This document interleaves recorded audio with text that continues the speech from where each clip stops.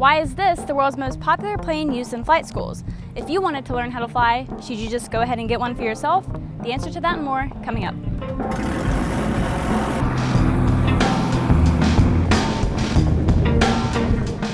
Right now, I'm standing in front of Arrowwood Aviation, a local flight school here in Monroe, North Carolina, where they currently have 11 Cessna 172s and 3 777 Mike here is a part of that fleet. With over 44,000 172s being produced from 1956 to present day, they're the most produced aircraft in history, with their latest model having joined the ranks in just 2019. One result to this is that there's usually a wide availability for spare parts and lower operating costs, which explains one of the biggest reasons flight schools use them today. They save them lots of money. They also have one of the best safety ratings in general aviation, with an accident rate of only 0.56 for every 100,000 flight hours, and an airframe that can withstand decades of new pilot abuse. Having been in production for over 60 years, 172s have swapped between different Lycoming and Continental engine models. This one's equipped with 145 horsepower Continental 0300D. Like the Cessna 150, the 172 is a high-wing airplane with a tapered wing. With this airframe and engine combination, you can expect to get around 135 miles per hour. With full fuel at 36 gallons, burning 6 to 10 gallons per hour, that should put you around 4 hours of flight time, which is perfect for those required cross countries that you'll need as a student pilot. Skyhawks are basically the Cessna 150's larger cousin. Like the 150, they're simple and slow enough to allow student pilots to focus on flying without getting behind the aircraft. 172s can have wheel pans, but usually flight schools take them off so that maintenance has easier access to the wheels. It also gives one less thing for student pilots to mess up while practicing landings. Landing lights are usually here on the wing or sometimes underneath the spinner. Some 172s even have little steps on the side of the wing strut here, which help provide easy access to the top of the wings for checking fuel, in which case you wouldn't need a step stool or a ladder. You could also get something called a 172 tail dragger conversion, which is essentially where the front landing gear wheel is moved to the back, basically making you a tail dragger. But by that point, you might just want to look into getting something like the Cessna 170. Now, getting in and out of the plane is pretty easy with the door on either side and a little step right here. Once inside, you'll notice you have adequate space available for flight training, and it's also rare to find a 172 with uncomfortable seats, which makes it perfect for you, especially during those long flights. The useful load of this plane is 760 pounds, with a payload of 520 with full fuel. Now, one thing this 172 has that many still don't is what's called a BRS parachute. It weighs 79 pounds and is already factored in with the rest of the weight. And yes, it's an actual parachute for the plane, built into the plane, making it even more safe, which by this point, it's gotta be nearly impossible to have a fatal crash now. That parachute, let me get the camera real quick, sits right here. So there's still room in the baggage compartment, but not enough for your emotional baggage this time, so leave that at home. You've also got your baggage compartment door right here on the side. Back up to the cockpit is basically the Cessna 150, but a bit more upgraded, which is usually the case with these puppies. You've got your two yokes up here for your ailerons, your elevator, and your rudder pedals down here for your rudder and for steering on the ground. Now, this Cessna is what we call IFR rated, which stands for Instrument Flight Rules. It's what allows instrument rated pilots to fly in conditions where they can't see the ground, such as flying in the clouds. That's because it's equipped with the right equipment, which makes it legal to do so. If you're curious to know what that equipment is, we have an acronym called GRAB card, which lists everything that's required for that kind of flight. Just because this 172 is IFR doesn't mean they all are. Taking a closer look at Mike's cockpit here, we've got a Garmin GTX 355 ADS-B out transponder, we've got a Garmin GTN 355 GPS, we've also got the Garmin GMA 345 audio panel, which I really like because of a nice Bluetooth option where everyone in the plane can listen to music. We also have two G5s on this side, which one we use as the attitude indicator and the other one as the electronic directional gyro. Your fuel selector is right here and it can either be set to right, left, both, or off. You've also got your elevator trim right here, which allows you to relieve pressures on the yoke if it feels too heavy during flight. Now, another thing that's similar about 172s and 150s is how every cockpit seems to be at least a little bit different. For example, on 377 Mike here, your flap selector is right here, and your flap indicator tells you what position they stop at. This could be in an entirely different location on other 172s. One of the Skyhawks at this flight school even has a manual flap lever down here, where you have to pull it up to get the flaps down. The flaps on this plane, however, are electrically driven, so I have to turn the battery master on and bring the flaps down like this.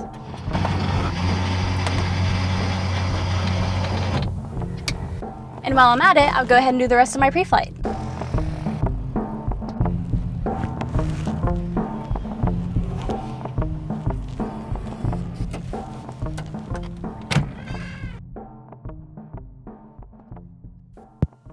All right. Mic check. Loud and clear, you got me? I do. For remarks. You got your seatbelt right? Yeah. I do. And this is my friend Austin with me. He's the videographer for the whole video. He will be flying with me because I feel like it would be mean to keep him on the ground as I do this. He's also almost a private pilot. He's ready for his check ride. I am. Yeah. Almost there. Go, Austin. He's gonna complain about all the maintenance issues. Yep. I'll continue to do so. Monroe traffic, 377 Mike is taxiing from hangar 9 to the run-up area for 23 Monroe. Brake check right, good. Brake check left, good. The 172s are generally pretty easy to taxi once you get the hang of it, and if you are a student pilot, this is most likely what you're going to get used to taxiing anyway, so it becomes almost second nature. Flight controls. Vacuum pressure we don't need because we have the two G5s. Monroe traffic, Cessna 377 Mike, taxiing from the run-up area to runway 23 Monroe. The mics still don't want to work. There we go. All this clapped out technology, bro. Departing 23 Monroe. I'm about to die of heat stroke. Yeah.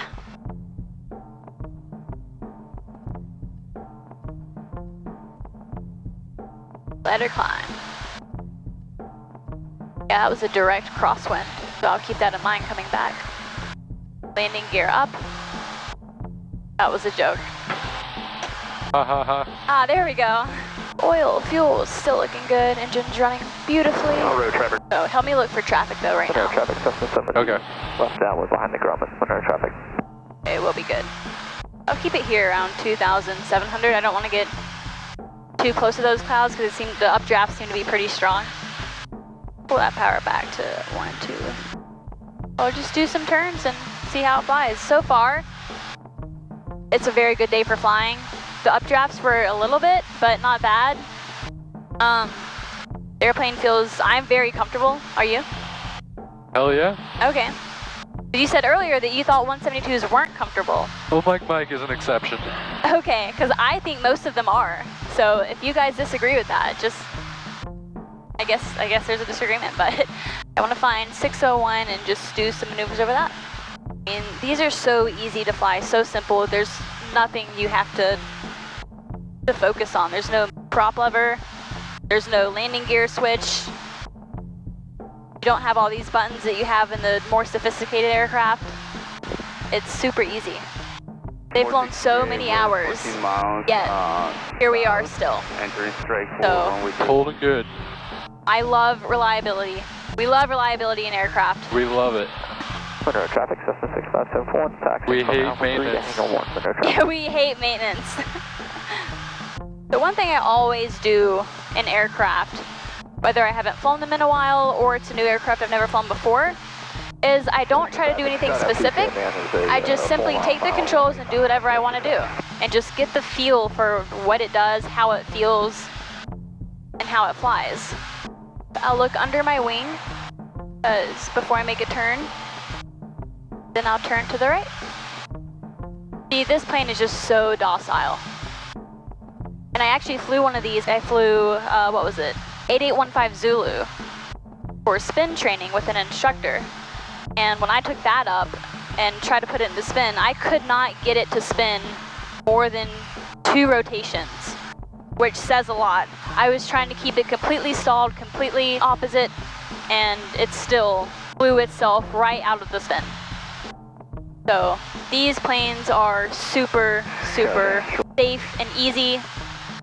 And the only thing that probably gets students nervous is what I just experienced just then, which is turbulence. But I could let go, and this isn't any airplane. You can just let go, On the RNAV, and we're going to go fifth. you'll see that the turbulence is nothing.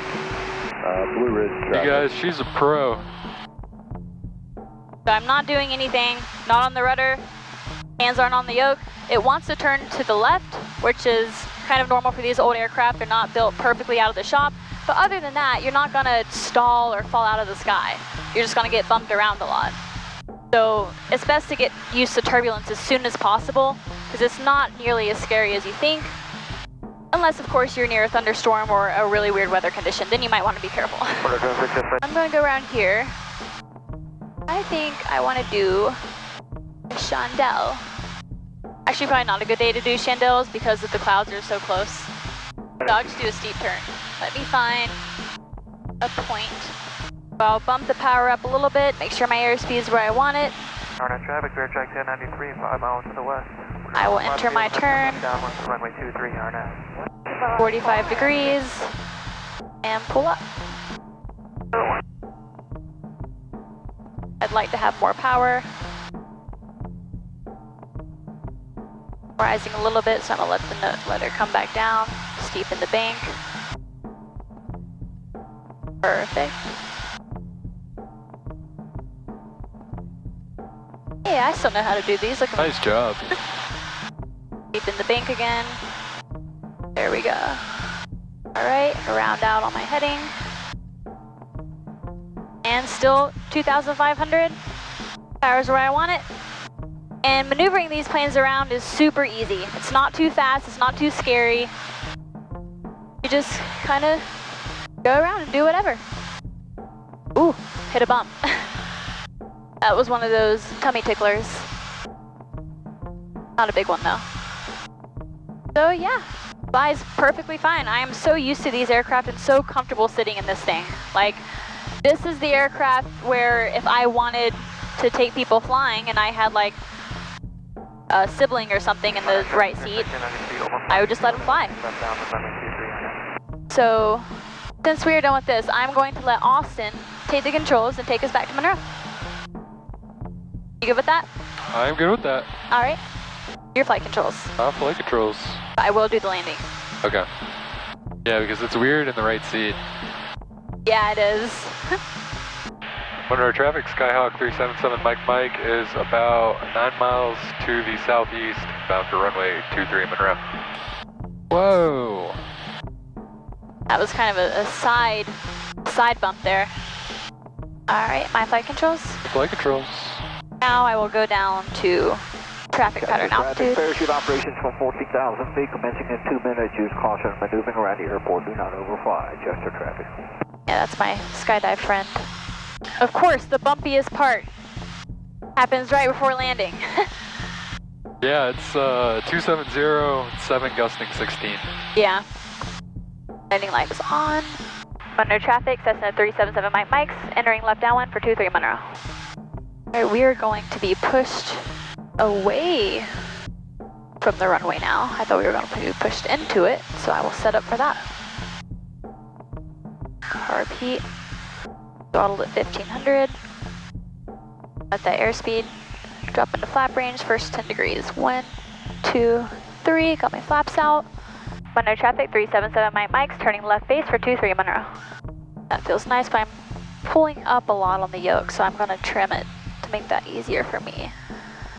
Another 1, 2, 3, 10 degrees, we're at 20. Nobody's on final. Monroe traffic, 377 Mike's, turning final for 23. We'll stop Monroe. We are pretty high, so I will take out more power, focus on my energy management, and avoid the birds. Romeo is about 10 miles to the southwest, inbound going through 4,800. Monroe traffic, Skyhawk 4790 Juliet. It's going to taxi using Alpha 223 for run up. Monroe, go.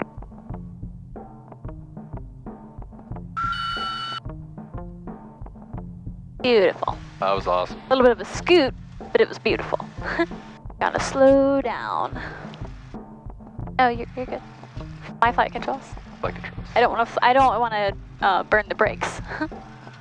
Monroe traffic, 377 Mike is clearing 23 at Alpha 3, taxi back to tie downs, Monroe. Ooh, look at this Citabria. The red one. It's red. Oh my lord. So these planes, again, like I said, are super comfortable to fly, especially if you're my size. I'm gonna go around 8815 Zulu here, which is my spin plane. I'm gonna push him right in. Right, avionics. Alright, so that's the end of that flight. It was pretty nice. How'd you like it? I loved it. Good. You're used to these 172s though.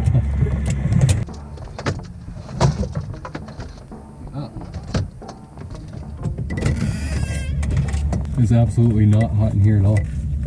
You can get out. You don't have to wait for me. Alright, since we're out of the plane, that was a very nice flight.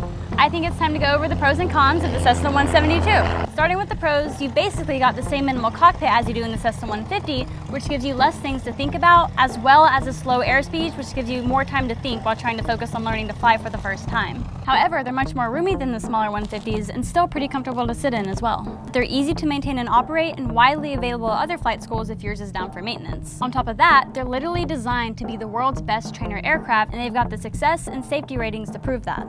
As for the cons, since they seem to be the primary choice for flight schools and new pilots, their high demand and resale value tend to drive the prices upwards more than other trainers that might have the same or more benefits. As an extra inconvenience, high-wing airplanes generally have gravity-fed fuel tanks which need to be fueled from the top, and that can be really frustrating on those days where it's really cold or really windy and you have to balance a heavy fuel hose on top of a ladder. Another drawback with high wings that I mentioned in my Cessna 150 video is that you can't see above you, so to check for traffic you'll have to lift the wing up occasionally to get a better look.